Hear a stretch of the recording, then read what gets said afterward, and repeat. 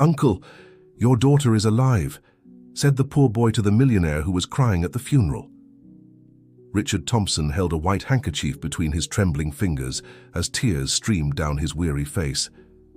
The funeral of his only daughter, Emma, just 12 years old, had gathered hundreds of people at the most luxurious cemetery in New York City. That's when he felt a gentle tug on his sleeve. Turning around, he faced a boy no older than 9, dressed in simple clothes, staring at him with wide, intense eyes. "Are you Emma's dad?" the boy asked quietly.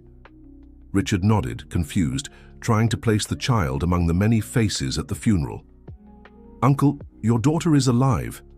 "I saw her yesterday," the boy whispered, glancing nervously around as if afraid of being overheard. "What?" Richard's voice cracked, a mix of shock and outrage. "Who are you? How dare you say such a thing?" "My name is Tyler. My mum works as a cleaner at St. Joseph's Clinic. I saw your daughter there yesterday, I'm sure of it," the boy insisted. Richard felt his blood boil. The pain of loss was unbearable, and now this boy appeared with an absurd story. He gripped the boy's arm tightly. "This is a cruel joke. My daughter had an accident on a school trip. The doctors confirmed it. We're mourning her body." His voice broke at the end, choked by a sob he couldn't hold back. Mrs. Jenkins, the housekeeper who had cared for Emma since she was a baby, approached worriedly. "What's happening, Mr. Thompson?" "Get this boy out of here," Richard ordered, releasing the boy's arm. "He's saying nonsense about Emma." Tyler stepped back but kept his eyes locked on Richard. "I saw her, Uncle. She was in a wheelchair, looking out the window on the second floor. Her hair was just like in that picture. There." The boy pointed to the large portrait of Emma above the coffin. "It's true, please believe me." Mrs. Jenkins held the boy by the shoulder. "Come on, child. This isn't the time for stories. Mr. Thompson is in great pain." "But I'm not lying," Tyler protested as he was led away. Richard's legs weakened and he was steadied by his business partner, Michael. The millionaire businessman owned one of the largest construction companies in the country, but at that moment, he seemed only a man shattered by grief.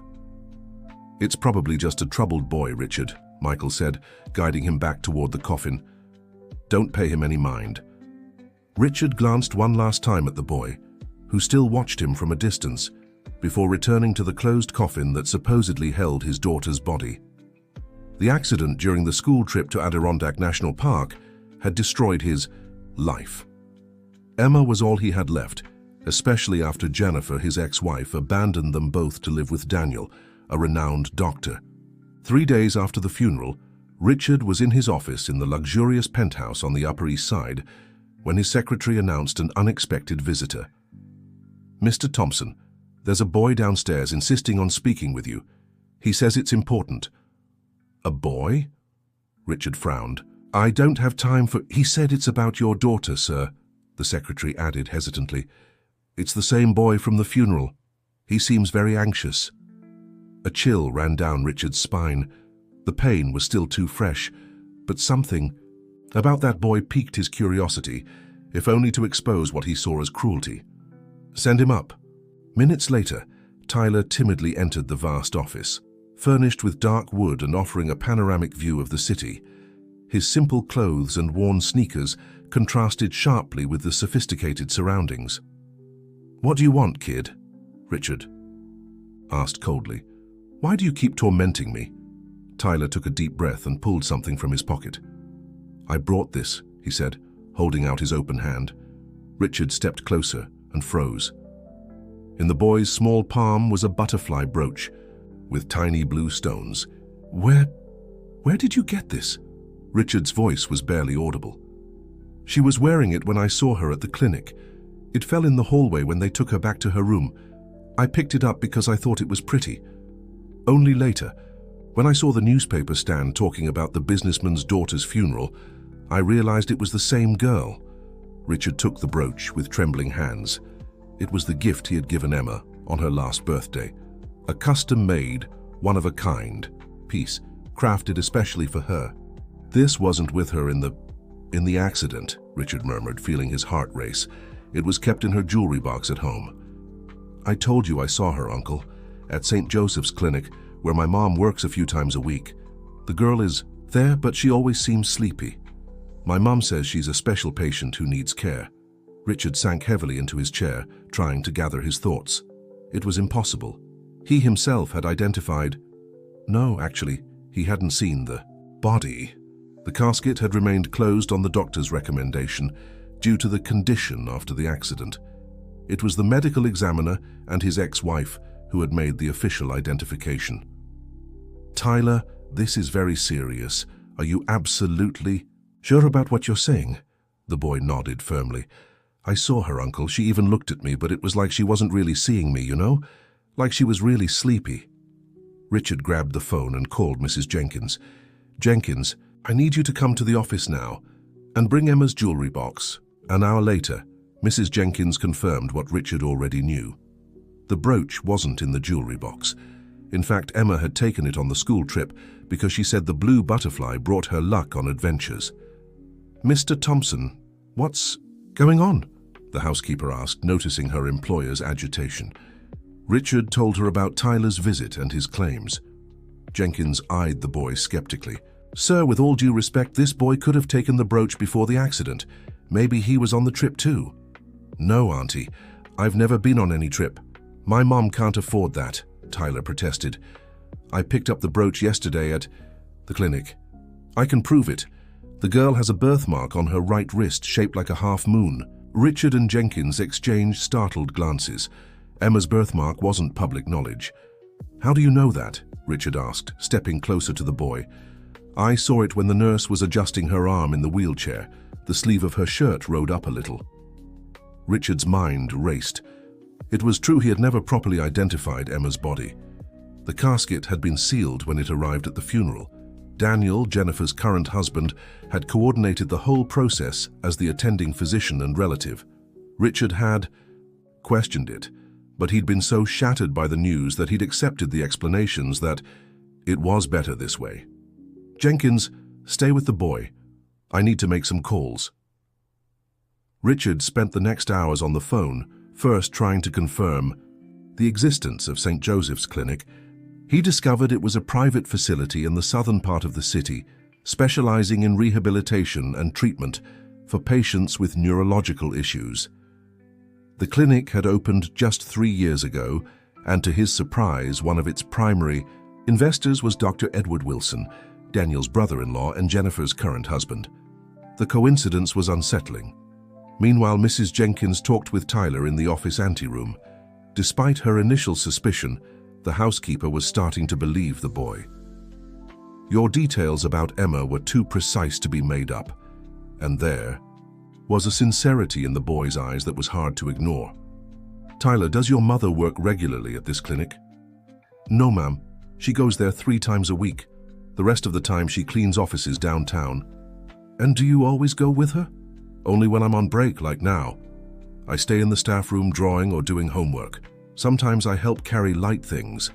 The supervisor lets me because she knows my mom has no one to leave me with. Mrs. Jenkins noticed the boy's calloused hands despite his young age. His genuine expression also spoke volumes about his character. What does this girl you saw look like? She has long, light brown hair like this. He gestured to his shoulders. She's skinny and has big eyes. She's always sitting in a wheelchair looking out the window in room 208. I've never seen her walk. The description matched Emma perfectly. When Richard returned to the room, his face was tense. Jenkins, I need you to go to that clinic tomorrow. Make up an excuse. Say you're visiting a relative who's a patient. Try to catch a glimpse of the second floor. I want independent confirmation before we take any action. You're not going, Mr. Thompson? No, if my ex-wife is involved. In this, they'd recognize me immediately. We need to be discreet. Richard turned to Tyler. Son, are you absolutely sure about what you're saying? Do you understand how serious this is? Tyler nodded solemnly. I understand, sir. I'm not lying. I saw your daughter yesterday. Does your mother know you came here? No. The boy lowered his eyes. She'd be mad if she knew. She says we shouldn't interfere with patients' lives. Richard felt a tightness in his chest.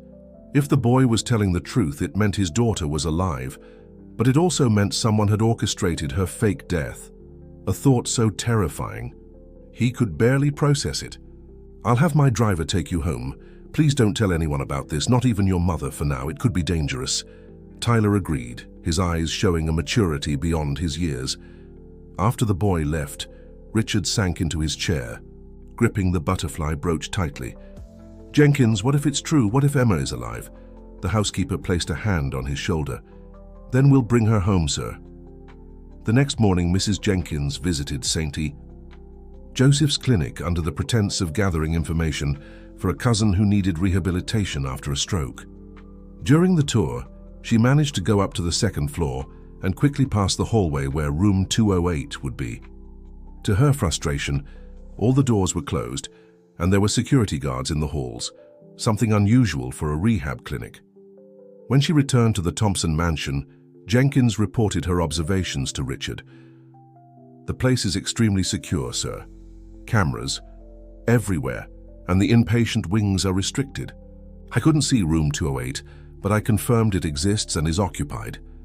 The receptionist mentioned it's a VIP wing for patients who require absolute discretion." Richard ran a hand through his graying hair, deep in thought. "I need more information before acting. If my daughter really is there, I can't just storm the place. They could move her before I reach her." "The boy Tyler might be able to help us more," Jenkins suggested. "He has access without raising suspicion. I don't want to involve a child in this. It could be dangerous." Just then, Richard's phone rang. It was his ex-wife, Jennifer. "Richard, we need to talk." Her voice was tense. "I'm coming to your office now." The businessman exchanged a meaningful look with Jenkins. Jennifer's call, right at this moment, didn't feel like a coincidence. An hour later, Jennifer entered Richard's office. At 45, she still carried the elegance and beauty that defined her, though her eyes betrayed a nervousness she tried to hide. "I heard you've been asking questions about St. Joseph's Clinic," she said bluntly, after refusing the drink he offered. Richard kept his expression neutral. "Why would that bother you, Jennifer? Daniel mentioned getting calls from your office. That clinic is his brother's investment. What are you looking for there?" "I'm considering making a donation. I lost my daughter. Maybe helping other patients will bring some comfort," Richard replied, studying his ex-wife's reaction. Jennifer's face hardened slightly. "Richard, I know we're going through a difficult time, but you need to move forward. Emma is gone. This recent behavior of yours, people are talking." "What behavior? What are you talking about?" "You interrogating the paramedics, questioning the accident report, and now investigating clinics. This isn't healthy, Richard. We need to accept what happened, and—" "We?" Richard interrupted.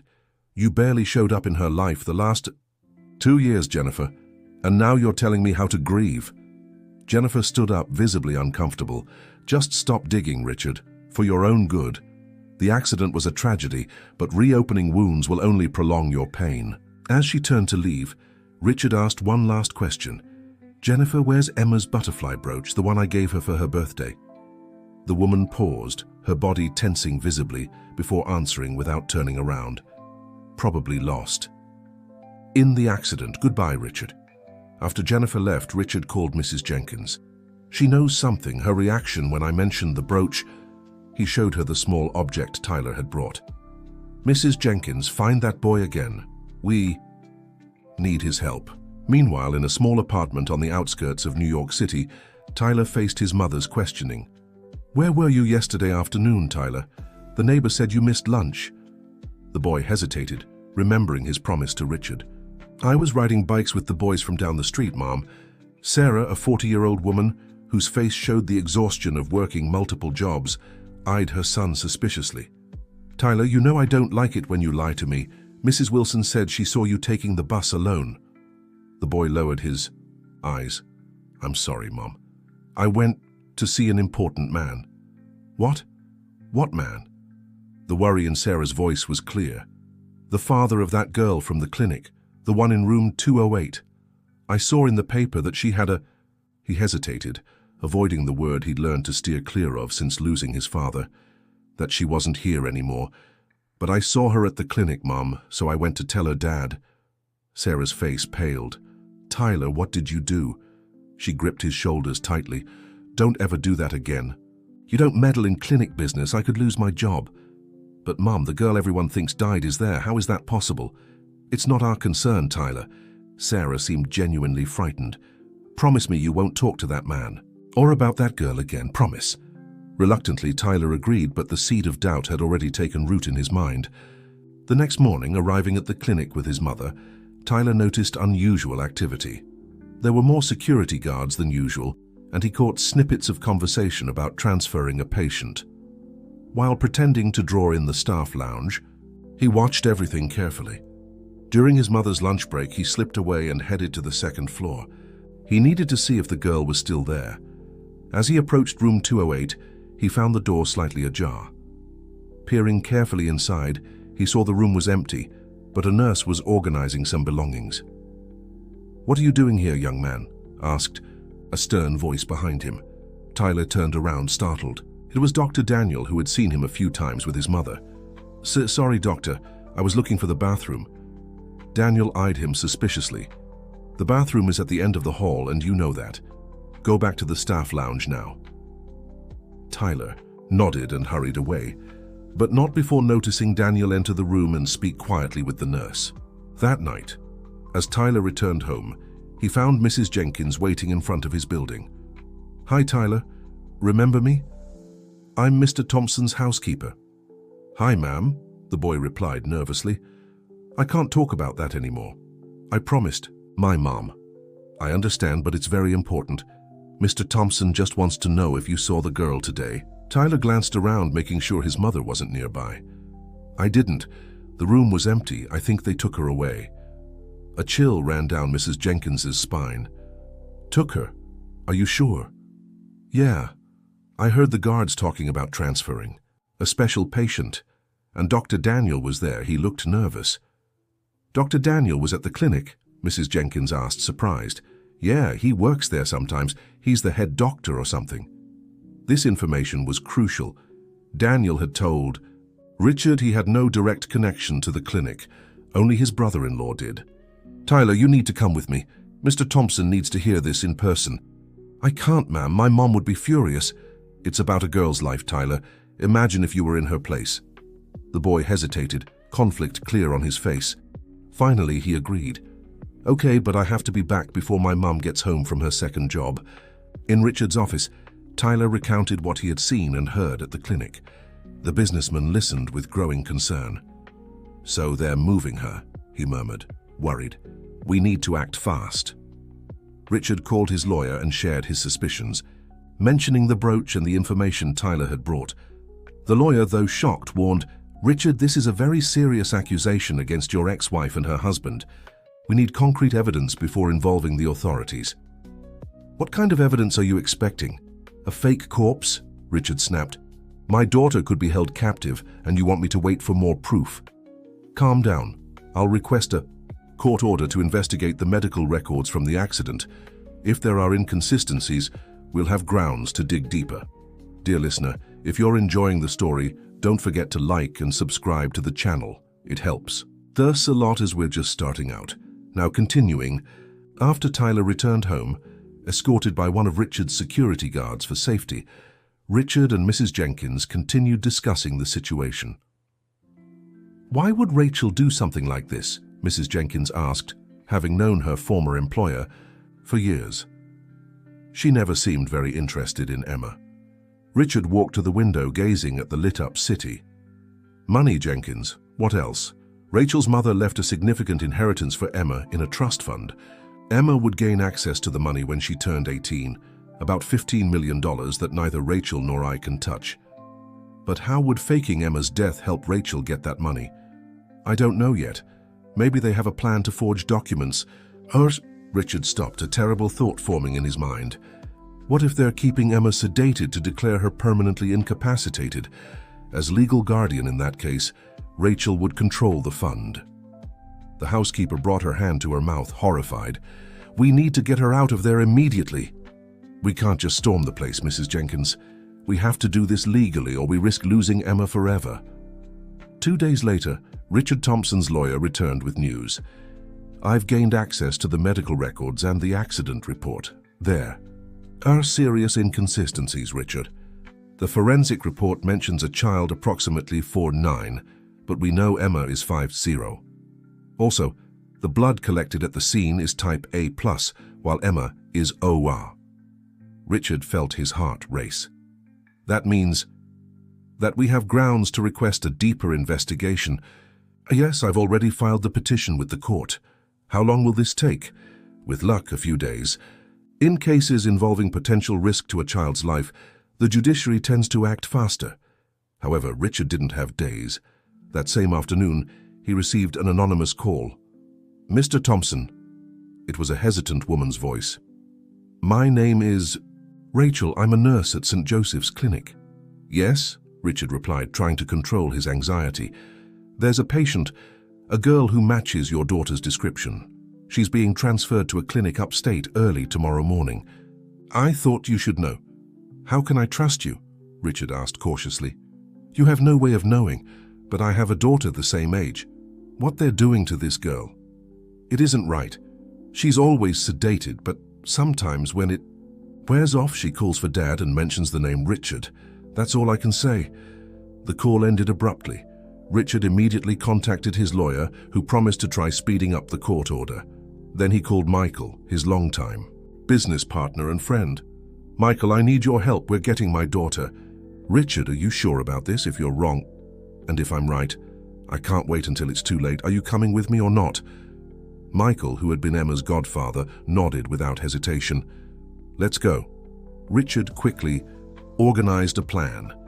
They would go to the clinic early the next morning, accompanied by his lawyer. They wouldn't storm the place, but would demand to see all female patients in Emma's age range, claiming they had information about possible medical fraud. It was risky, but his determination was unshakable. Meanwhile, Tyler couldn't sleep. His mother's words when he'd returned home that night troubled him. "Tyler, I need you to promise me you won't come to the clinic with me tomorrow," Sarah had said seriously. "I'm leaving you at Mrs. Wilson's house." "Why, Mom?" "Just listen to me, son." She rarely used that tone. "There are things happening there that, well, they're none of our business." Tyler realized his mother was scared, and that worried him even more. When Sarah finally fell asleep, the boy grabbed the hidden phone and dialed the number Mrs. Jenkins had given him. "Auntie, I think they're taking the girl early tomorrow. My mom's acting strange. She doesn't want me going to the clinic." "Thank you, Tyler. We're already prepared. Stay calm and listen to your mother, okay?" But Tyler couldn't stay calm. That girl with the empty stare in the wheelchair wouldn't leave his mind. She reminded him of how he'd felt when he lost his father, abandoned, voiceless. He couldn't let her disappear without doing something. The next morning, as his mother got ready to leave, Tyler pretended to still be asleep. As soon as Sarah stepped out to get him a special breakfast before dropping him off at the neighbor's, the boy dressed quickly and slipped out of the apartment. He knew the way to the clinic by heart after so many trips with his mother. Tyler arrived at St. Joseph's Clinic before 7 in the morning. From the movement of ambulances and cars, he could tell something big was happening. Wearing a cap to hide his face, he managed to enter by blending in with a group of morning visitors.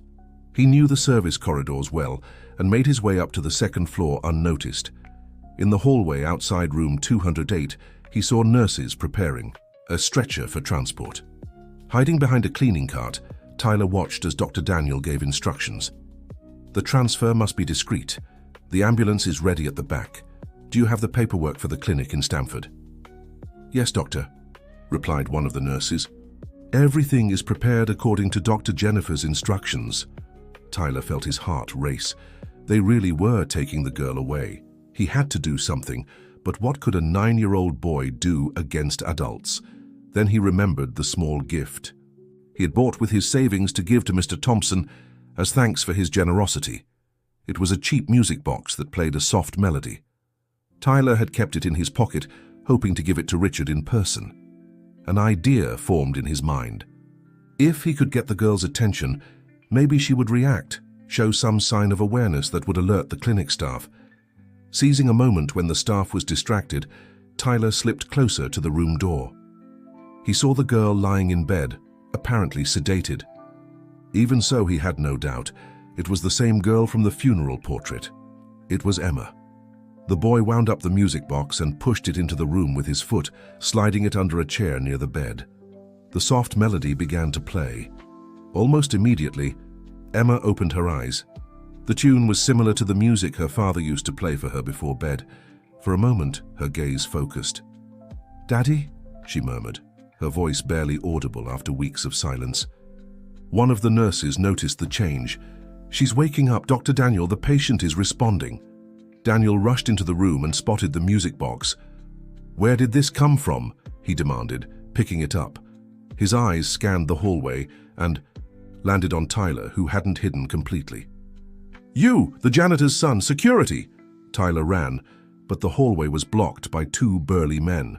There was nowhere to go. At that moment, a commotion broke out in the clinic's main lobby. The doors swung open, and Richard Thompson entered with his lawyer Michael and two court officers. "We have a court order to inspect this clinic's facilities and patients," the lawyer announced loudly, holding up the document. Daniel, who had hurried downstairs at the noise, paled when he saw Richard. "What is the meaning of this?" "This is a private medical institution. An institution under suspicion of fraud and crimes against a minor," Richard shot back, stepping forward. "Where is my daughter, Daniel?"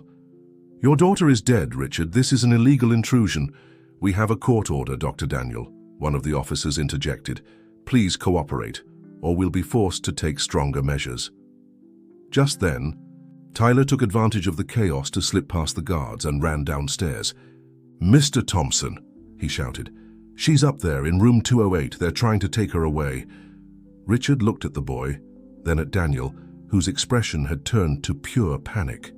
"Detain this man," Richard ordered the officers, pointing at Daniel. Then he raced upstairs, followed by Michael. On the second floor, they found nurses hastily trying to transfer Emma to a transport stretcher. The girl, partially conscious thanks to the still-playing music box, looked around in confusion. "Step away from her," Richard commanded, his voice booming down the hallway. "Daddy!" Emma's fragile voice cut through the air like a ray of hope. Richard felt his legs weaken upon hearing that voice he thought he'd never hear again. "Emma!" He ran to his daughter, pushing past a nurse who tried to block him. The girl, pale and visibly weakened, stretched her trembling arms toward her father. Her eyes, though clouded by medication, shone with recognition. "I knew you'd come," she whispered, as Richard hugged her, tears streaming down both their faces. Michael kept the staff at bay while Richard checked on his daughter. "What did they do to you, my love?" he asked, noticing the needle marks on her arms. "They gave me medicine, made me sleep all the time," Emma replied weakly. "Aunt Jennifer said it was for my own good, that I was mentally ill." Richard felt a fury like never before. Just then, Jennifer appeared in the hallway, her face a mask of indignation that quickly turned to shock upon seeing Richard embracing his daughter. "What's going on here?" she demanded, trying to maintain her composure. "Richard, what do you think you're doing?" "It's over, Jennifer," he replied coldly. "I know everything. The fake accident, the fraudulent death certificate, the attempt to declare Emma incompetent to control her trust fund." "That's absurd," Jennifer protested, but her eyes betrayed her nervousness. "Emma suffered neurological trauma in the accident. We were just caring for her, away from media stress. In a clinic run by your husband's brother without my knowledge, with a fake funeral and an empty casket." Richard's voice trembled with anger. "The marshals are already taking Daniel in for questioning. You're next." Dear listener, if you're enjoying the story, don't forget to like and especially subscribe to the channel.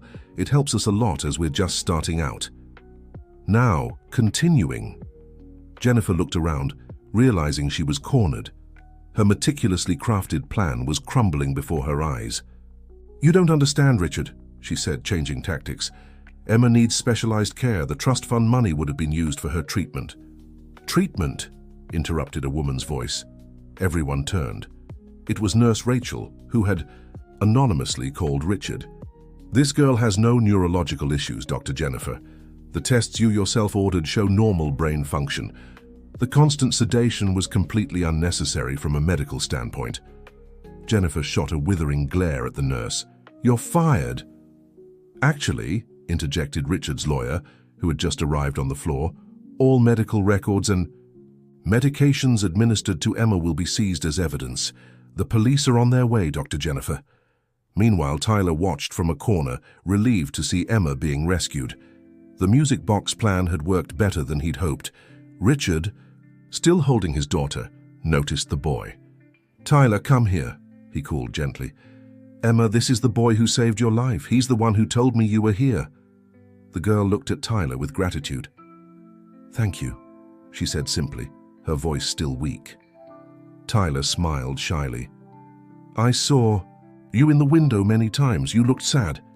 At that moment, Sarah appeared in the hallway, breathless and panicked. "Tyler!" she exclaimed, rushing to hug her son. "What are you doing here? I told you not to come." "Mom, I had to help. They were going to take the girl away." Sarah glanced around, taking in the situation. Her face showed a mix of fear and relief. "Did you know my daughter was being kept here?" Richard asked, his voice hardening. "No, sir." Sarah seemed genuinely shocked. "I cleaned the hallways, but I never went into patient rooms. I only heard rumors about a special patient who needed isolation. When Tyler started asking questions, I got scared." She looked at Jennifer and Daniel, who was now being escorted by a bailiff. "They made it clear that curious employees would be fired." Richard nodded, understanding. For a single mother, like Sarah, losing her job would be catastrophic. "I understand, ma'am, don't worry. In fact, I should thank you for raising such an exemplary young hero." He smiled at Tyler. "Without him, I would never have found my daughter." In the days that followed, Emma was transferred to a trusted hospital, where she began her physical and emotional recovery.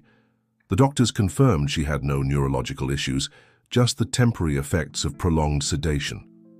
Richard, deeply grateful to Tyler, offered to pay for his education at a private school. Sarah, initially reluctant to accept help, realized this was a unique opportunity for her son. "I could never repay what you did, Tyler," Richard said as he signed the paperwork for the boy's full scholarship.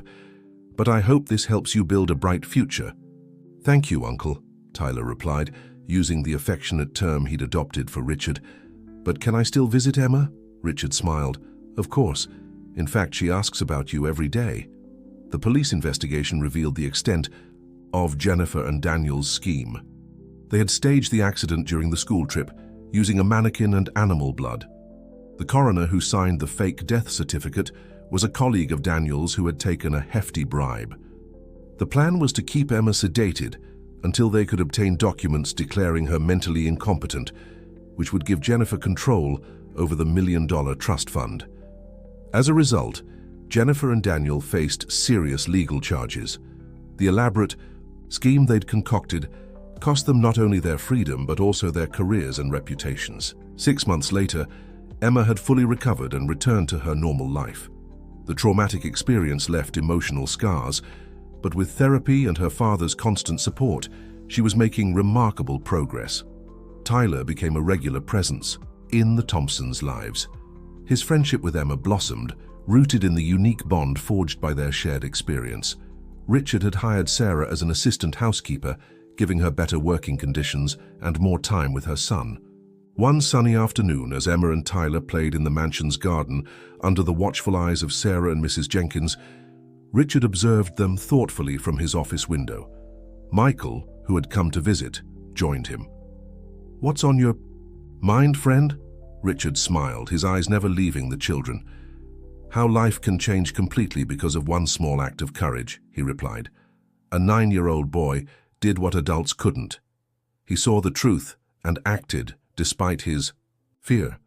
"Tyler really is special," Michael agreed. "Emma seems to have fully recovered. Yes, physically she's fine, emotionally, well, it'll take time, but she's strong, always has been." In the garden, Emma was teaching Tyler how to play chess, laughing when he made a wrong move. Her laughter, something Richard had feared he'd never hear again, was the most precious sound in the world. "You know, Michael, I've been thinking of starting a foundation," Richard remarked, "to help kids like Tyler, with potential but no opportunities. Maybe something related to children's rights too." "Great idea. Count me in for whatever you need." That evening at dinner, Emma made a surprising announcement. "Dad, I've decided what I want to be when I grow up." "Oh, and what's that, princess?" asked Richard, curious. Before the trauma, Emma had dreamed of being a ballerina. "I want to be a lawyer, like Dr. Robert." She referred to Richard's attorney who had helped rescue her. "I want to help other children who can't defend themselves." Richard felt a lump in his throat, moved by his daughter's maturity and compassion despite everything she'd been through. "I think that's a wonderful choice, sweetheart." "What about you, Tyler?" Emma asked her friend who was having dinner with them, as he often did now. "What do you want to be?" The boy thought for a moment, playing with his fork. "I want to be a detective," he finally answered. "Or a doctor. I haven't decided yet." Richard and Sarah exchanged smiles. The boy, who was once shy and unsure, now spoke of his dreams with confidence. Later, when the children were already in bed, Richard found the small music box Tyler had used to wake Emma on that fateful day at the clinic. He wound it up, letting the soft melody fill the silence of his office. He thought about how something so simple had changed the course of so many lives. An observant boy, a cheap music box, and the courage to do what's right, even when everyone says not to get involved. Life had given him a second chance with his daughter, a gift he would never take for granted again. It had also brought Tyler and Sarah into his life, expanding his small world that had once consisted only of Emma and staff. As he closed the music box, Richard made a silent promise to himself. He would create an environment where both Emma and Tyler could grow up safe, loved, and with every opportunity they deserved. Money and status would never be his priorities again. From that moment on, his life would be dedicated to repaying the blessing he'd received through the courage of one boy. The next morning, Richard announced his decision to step back from his role at the construction company to spend more time with Emma. He also planned to officially launch the Tyler Anderson Foundation, focused on providing quality education and legal assistance to children in underserved communities. "Why use my name?" Tyler asked, surprised and embarrassed when Richard told him the idea. "Because you taught me something none of my million-dollar businesses ever could. That true value lies in the courage to do what's right, even when it seems impossible." Tyler smiled, for the first time truly understanding the impact of his actions. "I just did what I thought was right, Uncle Richard." "Exactly, Tyler, and sometimes that's all we need to do to change the world."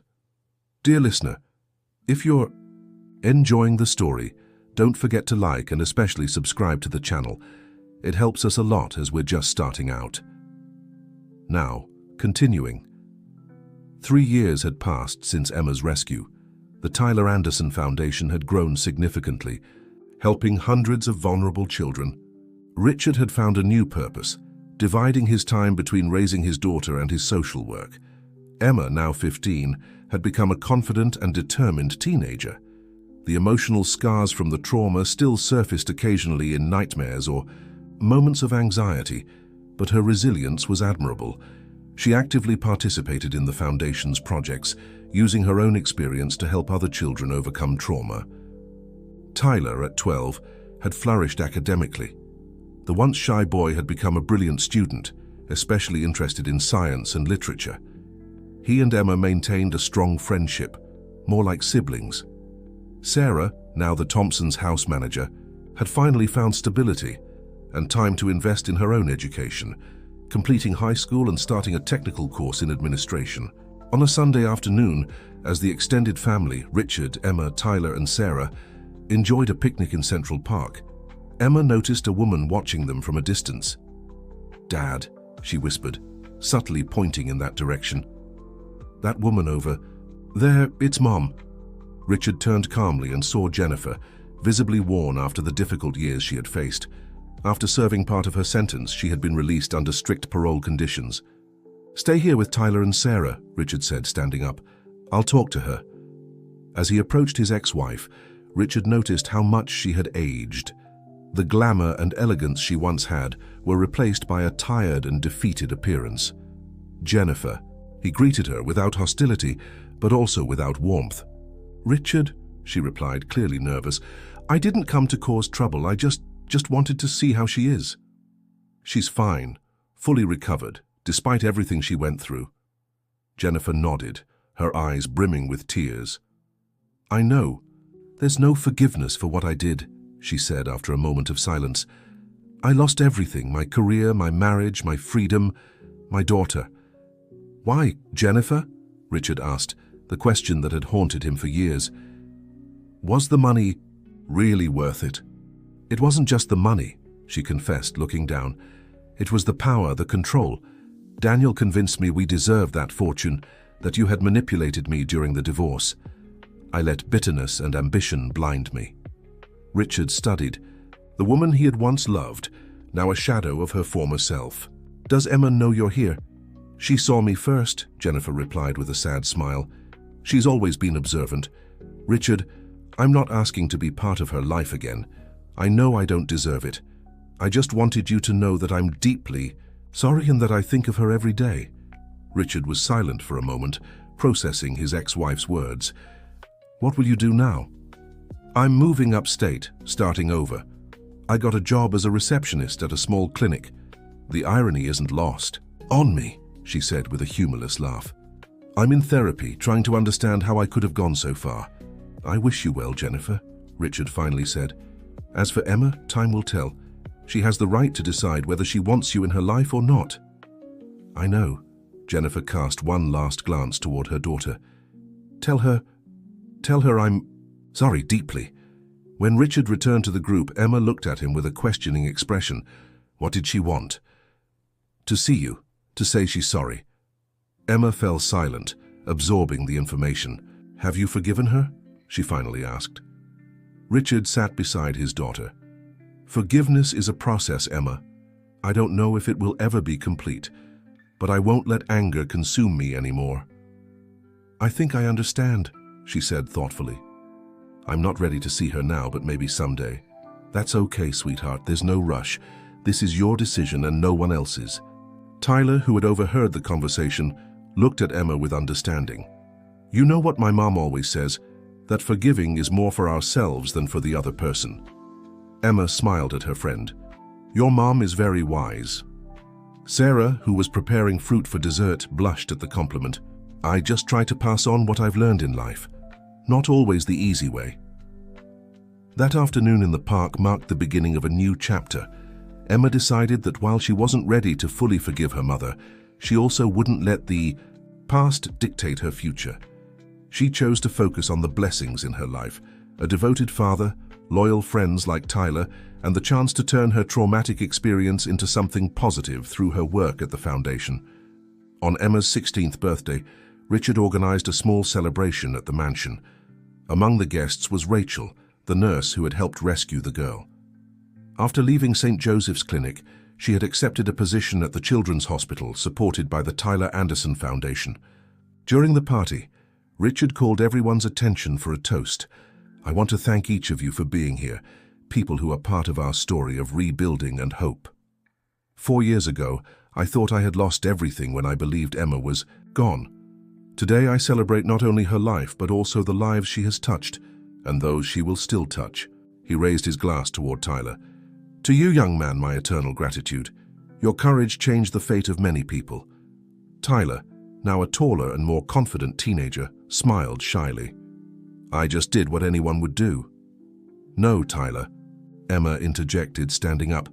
It wasn't just anyone, it was you, and for that I will always be grateful. The celebration continued late into the night, with music, laughter, and plans for the future. Emma confided in Tyler that she had decided to contact her mother, not to restore the relationship immediately, but to begin a healing process. I think I need this to fully move forward, she explained. Not for her forgiveness, but for my own peace. Tyler nodded in understanding. You're the bravest person I know, Emma.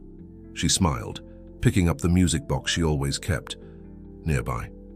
This reminds me I should be thankful for this gift too. It was this melody that brought me back. Actually, it was you who came back, Tyler corrected. The music just reminded you who you were. In the months that followed, Emma began a cautious dialogue with Jennifer, always with the support of her therapist and Richard. The path to reconciliation would be long and uncertain, but taking the first step was already a victory. Richard, watching his daughter grow and mature, felt a mix of pride and gratitude. The tragedy that had nearly torn them apart ended up not only strengthening their bond, but also expanding his idea of family to include Tyler and Sarah. One quiet evening, as Richard worked in his office, Tyler knocked on the door. "Uncle Richard, can I talk to you?" "Of course, Tyler, come in." The boy sat in the chair across from the desk, looking nervous. "What's wrong? Trouble at school?" "No, nothing like that." Tyler hesitated before continuing. "It's just... I got a letter today from my father." Richard straightened in his chair, surprised. Tyler rarely mentioned his father, who had left when he was just 3. "He says he wants to meet me, that he regrets leaving." "And how do you feel about that?" Tyler shrugged, conflict clear on his young face. "I don't know. Part of me wants to meet him to know why he left. Another part is angry, and I'm afraid of hurting my mom if I decide to see him." Richard stood and sat in the chair beside the boy. "Tyler, you don't have to decide this now. And whatever you choose, your mom will understand. She just wants you to be happy. Do you think I should see him? I think you should follow your heart. If you want to meet him, your mom and I will be here to support you. If you'd rather wait, that's okay too." Tyler thought for a moment. "Like Emma is doing with her mother." "Something like that. Every situation is different, but the principle is the same. You have the right to seek answers and healing, at your own pace." The boy nodded, seeming more at ease. "Thanks, Uncle Richard. I think I'll think about it some more." As Tyler left, Richard was overcome with deep gratitude. Life had given him not only his daughter back, but also this extraordinary boy he now considered a son. That same week, the Tyler Anderson Foundation opened a new support center for traumatized children. Emma, taking on an increasingly active role, would join the team of young mentors helping children express themselves through art. During the inauguration ceremony, Richard watched Emma speaking effortlessly to a group of children. His daughter had turned trauma into purpose, pain into compassion. He remembered the moment he had hugged her at the clinic, after months of believing he had lost her forever. Tyler approached, also watching Emma. "She's amazing, isn't she?" the boy commented. "Just like you," Richard replied, placing a hand on the boy's shoulder. "You both taught me the true meaning of courage."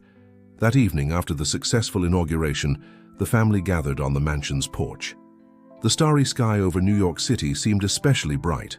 Emma played her music box, the same melody that had brought her back to consciousness years ago.